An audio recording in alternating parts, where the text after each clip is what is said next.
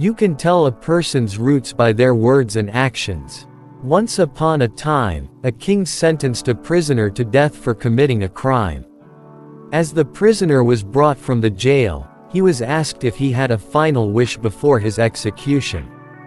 The prisoner replied, "Since I come from a noble family, I wish to be executed using purebred horses." In those days, execution was carried out by tying a criminal's limbs to horses and making them run in opposite directions, tearing the body apart. The king ordered that purebred horses be brought. When the horses arrived, the prisoner said, "One of these is a purebred horse, but the other is not, it has donkey blood in it. My last wish has not been fulfilled." The king summoned the horse owner and asked him if this was true. The owner said, "Yes, one is purebred, but the other is mixed." Surprised, the king asked the prisoner, "How did you know?" The prisoner replied, "The purebred horse stood calmly, while the other one kept kicking, turning its head, jumping, and trying to sit, just like a donkey would."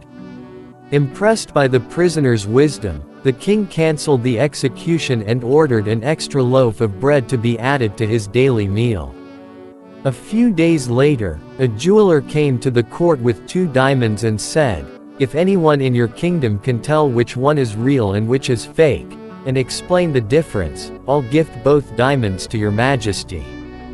Many tried but failed to tell them apart. The king remembered the wise prisoner and summoned him.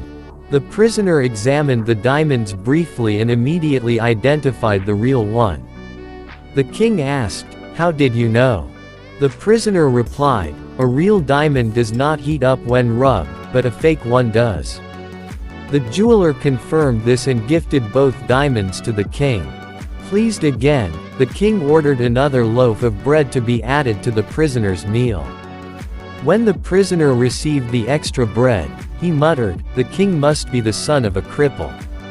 The guards reported this to the king, who, angry and confused, summoned the prisoner and demanded an explanation. The prisoner said, "If you don't believe me, ask the eldest person in your kingdom about your ancestry." The king found the oldest living man in the kingdom, who revealed, "Your Majesty's father wasn't originally a king, but a cripple." The previous king had no heir, so he announced that whoever could keep the people from starving would be made king. Your father, the cripple, accepted the challenge and was given the throne. The king turned to the prisoner and asked,